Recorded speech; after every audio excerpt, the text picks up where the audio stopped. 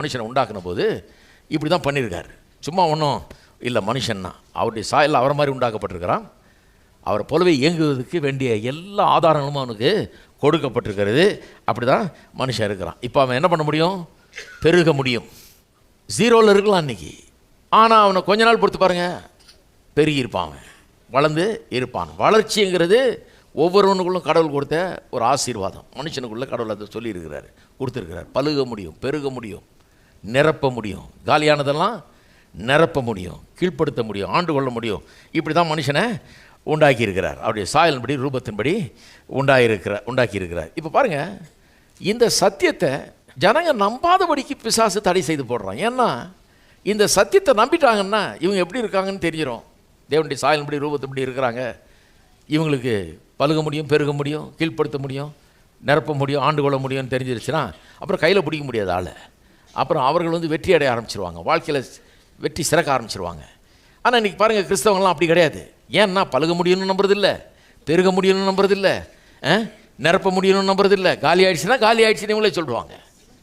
காலி ஆயிடுச்சுன்னு சொல்கிறதுக்கு தான் கர்த்தர் அழைச்சிருக்காருன்னு நினைக்கிறாங்க. அப்புறம் கீழ்ப்படுத்த முடியும்னு நம்புறதில்லை, எல்லாத்தையும் ஆண்டு கொள்ள முடியும். நம்ம என்ன பிரதர், கால் தூசிக்கு சமானம், நம்ம ஒன்றும் கிடையாது இல்லையா அப்படின்னு ஒன்று எல்லோரும் ஆலேலுயா அப்படின்னு சொல்லி அதுக்கு ஒரு 4 பேர் இருக்கிறாங்க. அந்த மாதிரி பிரசங்கம் பண்ணுறது தான் நல்ல ஆளுங்க, நாங்கள்லாம் கெட்ட ஆளுங்க. அந்த மாதிரி ஆயிடுச்சு இன்றைக்கி உலகத்தில்.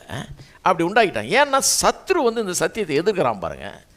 ஜனங்க எப்படி உண்டாக்கியிருக்காரு, ஆசீர்வாதம்னா என்ன அப்படின்னு கற்றுக்கிட்டாங்கன்னா கலாத்தியர் 3:13 விளங்கணும். ஏசு என்ன செய்ய வந்தாருன்னு.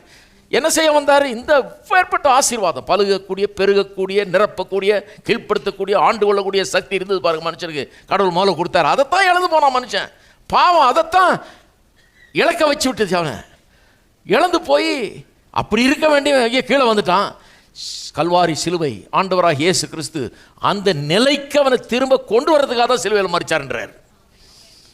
அந்த நிலைமைக்கு மறுபடியும் அவனை கொண்டு வரதுக்கு தான் பாருங்கள். அது விளங்கிடுச்சுன்னா ஆசீர்வாதம்னா என்னன்னு விளங்கிடுச்சுன்னா இப்போ சிலுவையின் மூலமாக என்ன உண்டாயிருக்குன்னு விளங்கிடும். முழிச்சுக்குவாங்க ஜனங்க. முழிச்சுக்கிட்டு இவ்வளோ அதிகாரம் நமக்கு கொடுக்கப்பட்டிருக்கிறதா, எடுத்து அடிய, விரட்டு பிசாசு, துப்பாக்கி எடு, காலி பண்ண அவனை, எல்லாத்தையும் கீழ்ப்படுத்த ஆண்டுகள்னு கிளம்பிடுவாங்கன்னு சொல்லி தான் பிசாசானவன் இப்படிப்பட்ட சத்தியத்தை போதிக்கப்படாமல் இதை வெளிப்படுத்தாமல் பத்திரமா பார்த்துக்கிறான். ஏன்னா இதுக்கு ஒரு பெரிய எதிரி.